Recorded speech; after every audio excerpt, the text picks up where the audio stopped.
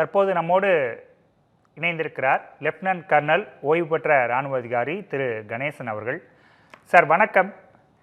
பாகிஸ்தானுடைய தாக்குதல்கள் தொடர்ந்து முறியடிக்கப்பட்டு வருது. தற்போது அந்த நாட்டினுடைய ஏவுதளங்களை ஏர்பேஸை இந்தியா அளித்திருக்கிறது. இந்த நடவடிக்கைகளை எப்படி பார்க்கிறது?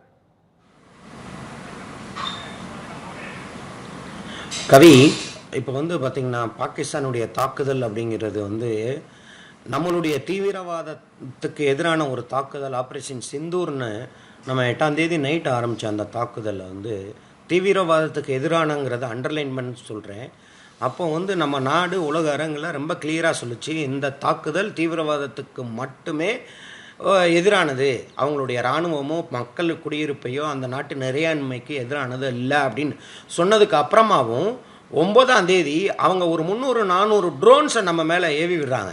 இதில் எதுக்கு என்ன பர்பஸு அப்படின்னு கேட்டிங்கன்னா, அந்த ட்ரோன்ஸ் அந்த 300-400 ட்ரோன்ஸில் அதை பெரும்பகுதியான பெரும்பாலான ட்ரோன்ஸ் வெறும் ட்ரோன்ஸ். அது ஆக்சுவலாக சாதாரண ட்ரோன்ஸ், அது எக்ஸ்ப்ளோசிவ்ஸ் கிடையாது, லாய்ட்ரிங் முனிஷன் கிடையாது. ஒரு சில ட்ரோன்ஸ் மட்டும் கொஞ்சமான எக்ஸ்ப்ளோசிவ்ஸ் மட்டும் அனுப்பிச்சாங்க. இது எதுக்கு அப்படிங்கிறதையும் புரிஞ்சுக்கணும். அவங்க நம்மளுடைய ஏர் டிஃபென்ஸ் சிஸ்டம் எவ்வளோ எஃபெக்டிவாக இருக்குது, நம்மளுடைய ஏர் டிஃபென்ஸ் எக்யூப்மெண்ட் எங்கெங்கே இருக்குது, அந்த லொக்கேஷன் எங்கே இருக்குது அப்படிங்கிறத தெரிஞ்சுக்கிறதுக்காக இன்டெலிஜென்ஸ் கேதரிங்கும் அப்படின்னு சொல்லுவாங்க. நாளைக்கு திருப்பி அவங்க ஏர் அட்டாக் பண்ணும்போது அந்த லொக்கேஷன்ஸை அவங்க அவாய்ட் பண்ணணும். அது போக அந்த லொக்கேஷனை எப்படி அவங்க நியூட்ரலைஸ் பண்ணலான்னு ஒரு டாக்டிக்ஸ்க்காக அந்த 300-400 ட்ரோன்ஸை 9ஆம் தேதி அனுப்பிச்சாங்க. இப்போ பார்த்தீங்கன்னா அதை நம்ம எல்லாத்தையும் சுற்று வீழ்த்தலை, பெரும்பாலானவற்றை சுற்று வீழ்த்தினோம். மற்றது அவ்வளோ ஒரு எஃபெக்டிவான ஒரு இது இல்லாமல் இருந்தது. அன்னைக்கு நம்ம ஒரு 4 டார்கெட் பாகிஸ்தானோட டிஃபென்ஸ் டார்கெட்ஸை நம்ம தாக்குதல் நடத்தினோம். அந்த தாக்குதலில் ஒரே ஒரு ஏர் டிஃபென்ஸ் ரெடார் அந்த ஃபெசிலிட்டியை நம்ம சக்ஸஸ்ஃபுல்லாக தாக்குதல் நடத்தினோம். மற்ற 3 ட்ரோன்ஸை அவங்க சுட்டு வீழ்த்திட்டாங்கன்னு நினைக்கிறேன். இப்போ இந்த சூழலில் நேற்று திருப்பி பல 100 ட்ரோன்ஸ் நம்மளை பார்த்து அதே மாதிரி அதே இதில் வந்திருக்கு. இதில் எத்தனை ட்ரோன்ஸ் டம்மியான ட்ரோன்ஸு, எத்தனை எக்ஸ்ப்ளோசிவ் இருந்ததுங்கிறது தெரியாது. இதில் பெரும்பாலான ட்ரோன்ஸை நம்ம சுட்டு வீழ்த்தினாலும் இதில் முக்கியமாக பார்க்கப்பட வேண்டியது என்னவென்றால், இந்த டைமு அவங்களுடைய மிசைல்ஸு அந்த ப்ரொஜெக்டைல்ஸை இப்போ காமிச்சாங்க பல ஊடகங்களில். என்னுடைய சின்ன அறிவுக்கு அது பெரிய மிசைல் மாதிரி தான் தெரியுது. இந்த ஃபதப் அப்படிங்கிற மாதிரி ஒரு 150 கிலோமீட்டர் 400 கிலோமீட்டர் ரேஞ்சில் இருக்கிற ஒரு மிசைல், அந்த சீரீஸ் மிசைல் மாதிரி தெரியுது. அதுவும் ஹரியானா மேலே அதை சுட்டிருக்காங்கன்னா அது கண்டிப்பாக டெல்லி இல்லை சண்டிகர் இந்த மாதிரி ஒரு பெரிய நகரத்தை நோக்கி அந்த மிசைல் போயிருக்கு. இந்த ஒரு மிசைல் மட்டும் கிடையாது, பல இடங்களில் இந்த மாதிரி பாகங்கள் கண்டுபிடிக்கப்பட்டிருக்கிறன. அப்படின்னா அவங்க மிசைல்ஸு இது போக அதாவது அதிகாரப்பூர்வ தகவல் இல்லாட்டினாலும் நம்பத்தகுந்த இடங்கள்லேருந்து வந்தது என்னென்னா, அவங்களுடைய ஃபைட்டர் ஏர்க்ராஃப்ட்ஸ் 2 ஏர்க்ராஃப்ட்ஸாக நம்ம ஸ்ரீநகர்லேயும் ஸ்ரீநகருக்கு நார்த்துலேயும் சுட்டு வீழ்த்தினதாக சொல்லப்பட்டது. இது அதிகாரப்பூர்வ தகவல் இல்லை, நம்பக்கூடிய தகவல் இல்லை. அப்படின்னாலும் ஒரு சில ஊடகங்கள் வாயிலாக தெரிய வர்றது அது இருக்கிறதுக்கு வாய்ப்பு இருக்குது அப்படிங்கிற மாதிரி. ஏன்னா அந்த சைடில் இருந்து ஹெவி ஆர்ட்லரி ஷெல்லிங் பண்ணிகிட்டு இருக்காங்க. சாம்பாவில் ஒரு இன்ஃபில்ட்ரேஷன் பண்ணுறாங்க. எப்பயுமே இந்த மாதிரி ஒரு சம்பவம் நடக்கும்போது இந்த இன்ஃபில்ட்ரேட்டர்ஸை உள்ளே அனுப்புவாங்க. அவங்க நம்மளுடைய டிஃபென்ஸ் இன்ஸ்டலேஷன்ஸை சபோட்டேஜ் பண்ணுவாங்க. அது ரெகுலர் ஆர்மியோட ஆப்ரேஷன்ஸ்க்கு உதவியாக அந்த இன்ஃபில்ட்ரேட்டர்ஸ் தீவிரவாதிகளை யூஸ் பண்ணுவாங்க பாகிஸ்தான். அந்த ஒரு பெரிய இன்ஃபில்ட்ரேஷன் பிட்டை நம்ம வெற்றிகரமாக முறியடிச்சிருந்திருக்கோம். லெப்டினன்ட் கர்னல் ஓய்வு பெற்ற இராணுவ அதிகாரி திரு கணேசன் அவர்கள் இணைந்திருக்கிறார். அவரோடு தொடர்ந்து பேசலாம். சார், சிவிலியன்ஸ் மேலே தொடர்ந்து தாக்குதல் நடத்துகிறாங்க பாகிஸ்தான் அப்படின்னு சொல்லியிருக்கிறாங்க. காஷ்மீரில் 2 வயது குழந்தை உட்பட 5 பேர் உயிரிழந்திருக்கிறாங்க. மிகவும் சோகமான செய்தி. இதை எப்படி பார்க்குறீங்க? தொடர்ந்து இந்திய அரசாங்கமும் சொல்லிக்கிட்டே இருக்கு, எங்களோட சண்டை போடுங்க, மக்கள் மேலே தாக்குதல் நடத்தாதீங்க அப்படின்னு. இதை எப்படி பார்க்குறீங்க?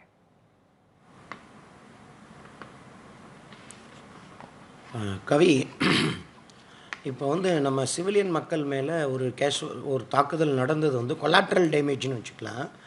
ஆனால் இப்போ நம்ம வெளியுறவுத்துறை செக்ரட்டரி கொடுத்த அந்த இதுவும் இராணுவ அதிகாரிகள் கொடுத்த ப்ரெஸ் ரிலீஸில் சில முக்கியமான அம்சங்கள் இருக்குது.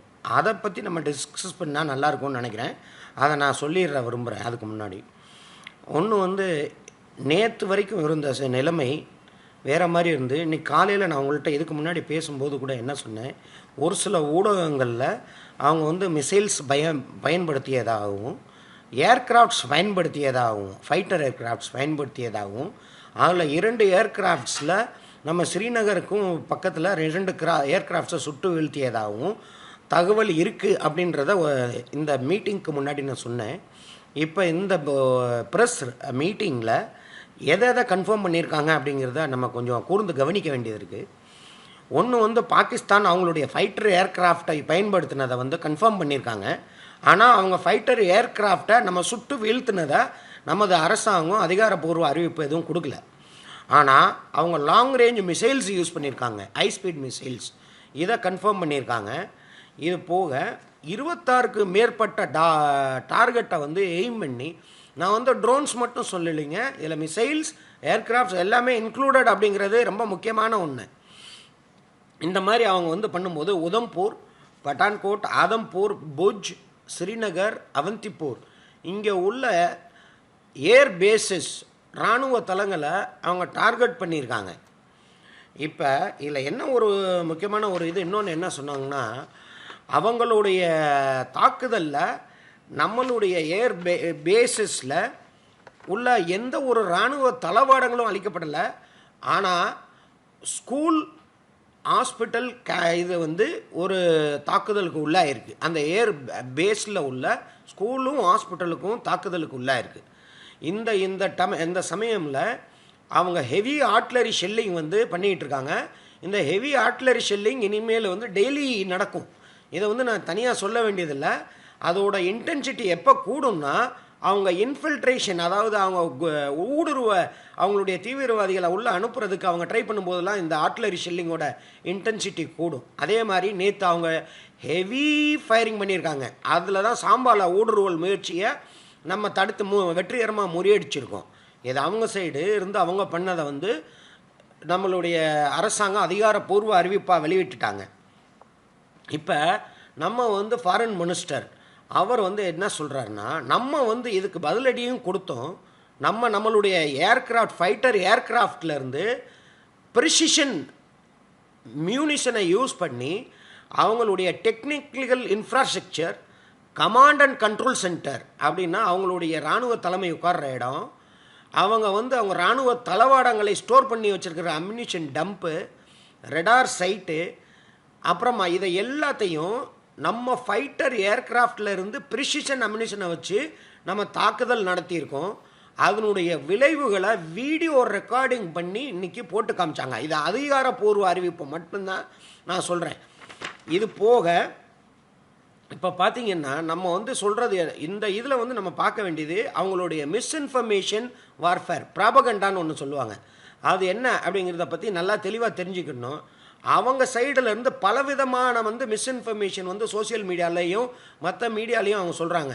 நம்ம சிர்சா சூரத் ஏர்ஃபோர்ஸ் ஸ்டேஷனை முற்றிலும் அழிச்சிட்டதா, ஆனால் அதை வீடியோ போட்டே காமிச்சிட்டாங்க, நம்ம இதுக்கு எதுவுமே நடக்கலை அப்படின்னு. அதே மாதிரி ஆதம்பூரில் உள்ள நம்ம ஏர் டிஃபென்ஸ் சிஸ்டம் S-400 அப்படிங்கிற ஏர் டிஃபென்ஸ் சிஸ்டத்தை அழிச்சிட்டோன்னு சொன்னாங்க. அதுக்கும் எந்த அழிவும் ஏற்படலை. இது போக நம்ம பவர் கிரிட் இருக்குது, எலக்ட்ரிக்கல் பவர் கிரிட், இதை முற்றிலும் பெருமளவில் சேதாரம் அடைந்து விட்டதாக சொல்லியிருந்தாங்க. அது உண்மைக்கு புறமான செய்தி அப்படிங்கிறத வந்து நம்ம அது அதிகாரப்பூர்வ அறிவிப்பு வந்து சொல்லியிருக்காங்க. இதுக்கு பேர் ப்ராபகண்டா, மிஸ்இன்ஃபர்மேஷன் வார்ஃபேர்ஸ். இது வந்து முற்றிலும் பொய்யானது, உண்மைக்கு புறம்பானது. அது போக அவங்க வந்து இன்னும் 2 முக்கியமான ஒன்றுன்னு சொன்னாங்க. ஆப்கானிஸ்தானை வந்து நம்ம தாக்குதல் நடத்திட்டோம் அப்படின்னு. இது வந்து ஆப்கானிஸ்தான் அரசாங்கத்துக்கு தெரியும், ஆப்கானிஸ்தான் மக்களுக்கு தெரியும். நம்ம வந்து அவங்களுடைய எந்த மாதிரி உறவு வச்சுருக்கோம், அவங்க மேலே இது வரைக்கும் அவங்களுடைய மக்கள், சாதாரண மக்கள் மேலே யார் தாக்குதல் நடத்துகிறாங்க அப்படிங்கிறது ஆப்கானிஸ்தான் அரசுக்கு தெரியுங்கிறத தெளிவாக அவர் சொல்லிட்டார். இன்னொன்று வந்து மதக்கலவரத்தை தூண்டுற விதமாக ஒரு மிஸ்இன்ஃபர்மேஷனை வந்து பாகிஸ்தான் அரசாங்கத்தால் செய்யப்படுது. அதில் 2 ஒன்று வந்து என்ன சொல்கிறாங்கன்னா, அமிர்த்சர் நம்ம கோல்டன் டெம்பிள் இருக்கு இல்லையா, தங்க கோயில், அதை நம்ம மிசைல் வச்சு அடிக்க முயற்சி பண்ணதாகவும், மற்ற நானக் சாப் அப்படிங்கிற அங்கே அமிர்த்சருக்கு அந்த பக்கம் இருக்கிற அங்கே ஒரு குருத்வாராவை நம்ம அடிக்க ட்ரை பண்ணதாகவும் ஒரு மிஸ்இன்ஃபர்மேஷன் வந்து ப்ராபகண்டா வார்ஃபேர் பண்ணுறாங்க. இதை பொதுமக்கள் நம்பக்கூடாது அப்படிங்கிறத அவர் சொல்கிறாரு. இப்போ வந்து நம்ம இராணுவ சைடில் இருந்து என்ன சொன்னாங்க அப்படின்னா, இந்த நிமிஷமும் இந்தியா வந்து இதை எஸ்கலேட் பண்ண விரும்பவில்லை. ஆனால் பாகிஸ்தான் நம்மளுடைய நோக்கம் எப்படி நம்ம அமைதியை விரும்பி இதை போர் விரும்பலையோ அதே மாதிரி அவர்களும் போர் நிறுத்துவதை பற்றி யோசித்தாலே ஒழிய இந்த போர் நிற்காது அப்படிங்கிறத வந்து அவர் தெளிவாக சொல்லிட்டாங்க.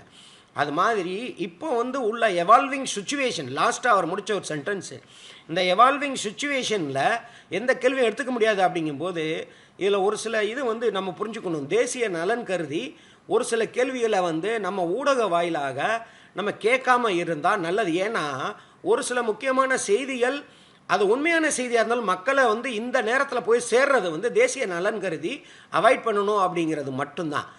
எது அரசாங்கத்தால் வந்து மக்களுக்கு போய் சேர வேண்டும் என்று அவங்க கருதி அவங்க கொடுக்குறாங்களோ அதை மட்டும் நம்ம மக்கள்கிட்ட எடுத்துகிட்டு போய் சேர்த்தாலே நம்ம தேசியத்துக்கு ஒரு பாதி சேவை செஞ்ச மாதிரி அப்படிங்கிறது என்னுடைய தாழ்மையான கருத்து. கவி சார், இப்போ அவங்க சொன்னதில் இன்னொரு முக்கியமான விஷயம் வந்து பாகிஸ்தானுடைய செயல்கள் இந்திய இராணுவத்துக்கு ஆத்திரமூட்டுற வகையில் இருக்குது அப்படின்னு சொல்கிறாங்க. அப்போ ட்ரிகர் பண்ணுதா பாகிஸ்தான்? இது நம்ம சைட்லேருந்து எஸ்கலேட் இன்னும் அதிகமாக பண்ணணும் அப்படிங்கிறதுக்காக ஒரு அஜெண்டாவாக அவங்க முயற்சி பண்ணுறாங்கன்னு நினைக்கிறீங்களா? கவி, இந்த ஃபர்ஸ்ட் இந்த ப்ரெஸ் ரிலீஸோட முதல் சென்டென்ஸே அதுதான், in an attempt to provoke Indian army அப்படிங்கிறது வந்து நீங்கள் சொன்னது தான். அதை தமிழில் சொன்னோம்னா நமக்கு ஆத்திரமூட்டும் வகையில் நம்மளை வந்து அவங்களோட போருக்கு வர வைக்கிறதுக்கு, அந்த போரை நம்ம மேலே திணிக்கிற ஒரு வகையில் அவர்களுடைய செயல்கள் இருக்கிறது. இதில் நீங்கள் பார்த்தீங்கன்னா 200-300 ட்ரோன்ஸ் அனுப்பும்போது உண்மையிலேயே ஒரு வலிமை வாய்ந்த நாடாக இருந்தால் அந்த 200-300 ட்ரோன்ஸும் வந்து அம்யூனிஷனாக இருக்கணும். இது வந்து சீப்பாக ஒரு $100 வாங்கின ட்ரோன்ஸு, அதை வந்து அதில் எந்த எக்ஸ்ப்ளோசிவ்ஸும் கிடையாது. ஆனால் அதுக்கு ஊடால ஒரு 40-50 இது ட்ரோன்ஸ் வந்து அம்யூனிஷனோட அனுப்புறது. இது வந்து யார் செய்வா அப்படின்னா ஒரு கொள்கை கோட்பாடு இல்லாத இராணுவம் தான் செய்யும். அதனால் அவர்களுடைய செயல்கள் எல்லாம் பார்த்திங்கன்னா நம்மளுடைய சிவிலியன் பாப்புலேஷனை எய்ம் பண்ணுறது, ஸ்கூலு, ஹாஸ்பிட்டலு, மதக்கலவரத்தை தூண்டுறது, மிஸ்இன்ஃபர்மேஷன் வார்ஃபேர் பண்ணுறது, இது அவங்களுடைய பலவீனத்தையும் இயலாமையையும் தான் வெளியில் காட்டுது. இது வந்து நமக்கு இப்போ ஆத்திரமூட்டும். கண்டிப்பாக நான் வந்து ஒன்று தான் சொல்லிக்க விரும்புவேன். இந்த ஒரு ப்ரெஸ் மீட்டில் 2 இராணுவ அதிகாரிகள் ஒரு ஃபாரின் செக்ரட்டரி பேசினாங்க. நம்ம இப்பயும் நம்மளுடைய பாலிசி என்னங்கிறத வந்து அவங்க உலக அரங்களுக்கு சொல்கிறாங்களா இல்லை உண்மையிலேயே அதுதான் நம்மளுடைய நிலையா அப்படிங்கிறத வந்து போக போக தெரியும். அவங்க என்ன சொல்கிறாங்கன்னா, நம்மளுடைய ரெஸ்பான்ஸ், நம்மளுடைய கவுண்டர் அட்டாக், எதிர்வினைங்கிறது அவங்க எவ்வளோ பண்ணாங்களோ அதுக்கு ஏற்ற மாதிரி, அதாவது ப்ரொப்போர்ஷனேட்லி ஃபோக்கஸ்டு அதாவது எஸ்கலேட்டரியாக இல்லாமல் ரெஸ்ட்ரெயின்ட்டோடு தான் நம்ம பண்ணுறோம் அப்படின்னு. இது வந்து நான் ஒரு இராணுவ அதிகாரியாக இருந்தவன், என்னால் வந்து ஏற்றுக்கொள்ள முடியாது. ஏன்னா நம்ம இப்போ வந்து அவங்க ஃபைட்டர் ஏர்கிராஃப்ட் வந்துருச்சுன்னு ஒரு சைடு சொல்கிறீங்க, இவ்வளவு பொதுமக்களுக்கும் மற்றவங்களுக்கும் நம்ம இது ஏற்படுத்தியிருக்காங்க. இந்த நிலையில் வந்து இதை இப்படியே வந்து அவங்களுக்கு ப்ரொப்போர்ஷனேட்டாக நம்ம செஞ்சுக்கிட்டே இருந்தால் இது பல வருடங்கள் இந்த நிலை நீடிக்கும். இது வந்து நம்ம பொருளாதாரத்துக்கும் நல்லதில்லை, நம்ம மக்களுக்கும் நல்லதில்லை, நம்ம இராணுவத்துக்கும் நல்லதில்லை. ஸோ நம்ம வந்து ஆப்ரேஷன் சிந்தூர் ஆரம்பிக்கும் போது தீவிரவாதத்துக்கு முற்றுப்புள்ளி வைக்க நினச்சோம். ஆனால் பாகிஸ்தான் இராணுவம் தன்னைத்தானே உள்ளே நிலைத்து கொண்டு நான் இருக்கேன் என்னையும் சேர்த்து நீ பாரு அப்படின்னு சொல்லும்போது அது தீவிரவாத செயலாக தான் நானும் இப்போ பார்க்குறேன். பாகிஸ்தான் இராணுவ செயலாக பார்க்கல, தீவிரவாத செயலாக பார்க்குறேன். அப்படி இருக்கும்போது இதுக்கு முற்றுப்புள்ளி வைக்கிறதுக்கு எனக்கு தெரிஞ்சு நம்மளுடைய தேசிய தலைமை கண்டிப்பான முறையில் பெரிய அளவில் ஒரு கவுண்டர் அட்டாக் பண்ணியிருக்காங்க. இல்லை அது வரப்போகுது. ஆனால் வந்து ஒரு சில காரணங்களுக்கான முதவே சொன்னேன், தேசிய நலன் கருதி எது பொதுமக்களை போய் சேரணுமோ அது மட்டும்தான் அவங்க சொல்லியிருக்காங்க. அதுக்காக வந்து நமது அரசாங்கம் எந்த ஒரு முயற்சியும் எடுக்காமல் இது மட்டும்தான் பண்ணும் அப்படின்னு நினச்சிட்டு இருந்தோன்னா அது தவறான ஒன்று. அதனால் மக்களுக்கு ஒரு ஆசுவாசம் என்ன இருக்கணும்னா, நமது இராணுவம் மிகவும் சக்தி வாய்ந்த இராணுவம், நமது அரசு எல்லா முயற்சிகளையும் மேற்கொண்டு வருது. இப்போ வந்து எல்லா NSA, எல்லா chiefs of army, navy, air force எல்லாருமே பிரைம் மினிஸ்டர்கிட்ட டிஸ்கஷனில் இருக்காங்க. அதாவது ஒவ்வொரு முறையும் நம்ம என்ன செஞ்சோங்கிறத வந்து ஒவ்வொரு தடவையும் நம்ம வந்து மக்கள்கிட்ட எடுத்துகிட்டு போய் சொல்லணுங்கிறதே தேவை கிடையாது. ஏன்னா ஜியோ பொலிட்டிக்கல் சுச்சுவேஷனில் உலக அரங்கில் ஒரு சிலதை சொல்லணும். இப்போ வந்து பாகிஸ்தான் வந்து ஒவ்வொரு தடவையும் பார்த்தீங்கன்னா ஒரு தவறான ஒரு செய்தியவே பரப்பிட்டு இருக்கும். அந்த தவறான செய்தி 100 முறை 200 முறை சொல்லப்படும் போது அது உண்மையாக வந்து பார்க்கப்படும் ஒரு சில நாடுகளால். அதே மாதிரி நம்ம வந்து ஒரு சில ஸ்டேட்மெண்ட்ஸ் வந்து உலக அரங்கில் சொல்லாமல் இருக்கிறது நமக்கு நல்லது அப்படிங்கிற ஒரு இதனால் நம்மளுடைய அரசாங்கம் ரொம்ப ரொம்ப மெச்சூரிட்டி காட்டி நல்ல ஒரு ப்ரெஸ் ரிலீஸ், அதாவது இதை வந்து இந்த ப்ரெஸ் ரிலீஸ்ன்றது வந்து இது ஏகப்பட்ட ஒரு யோசனைக்கு பின்னாடி தான் அதை கொடுக்க வேண்டியது இருக்கும். பாகிஸ்தான் மாதிரி பொறுப்பு இல்லாமல் எல்லா விதமான ஒரு இதையும் வந்து ப்ரெஸ்ஸுக்கு கொடுக்க மாட்டாங்க நமது அரசாங்கம். அதனால் அவங்க நம்ம ஆர்மியை ஆத்திரமூட்டு மாதிரியாக அவங்க வந்து பண்ணால் ஒவ்வொரு செயலும் இருக்குன்றது வந்து உலகறிந்த செய்தி. அதுதான் அவங்களுக்கு வேணும். அவங்க என்ன நினைக்கிறாங்கன்னா, நம்ம என்ன சொல்கிறோம், நம்ம எஸ்கலேட் பண்ண விரும்பலன்றோம். அவங்க என்ன சொல்கிறாங்கன்னா, நீ என்ன எஸ்கலேட் பண்ண விரும்பாத, நான் எஸ்கலேட் பண்ண விரும்புகிறேன், நீ வா சண்டைக்கு வா அப்படின்னு நம்மளை வாரி மாதிரி கூப்பிட்ற மாதிரி அவருடைய ஒவ்வொரு செயலும் இருக்குது. கவி இணைப்பில் வந்து பல்வேறு பார்வைகளையும் கருத்துக்களையும் முன்வச்சிங்க சார், மிக்க நன்றி. மக்களே, thank you for overwhelming response.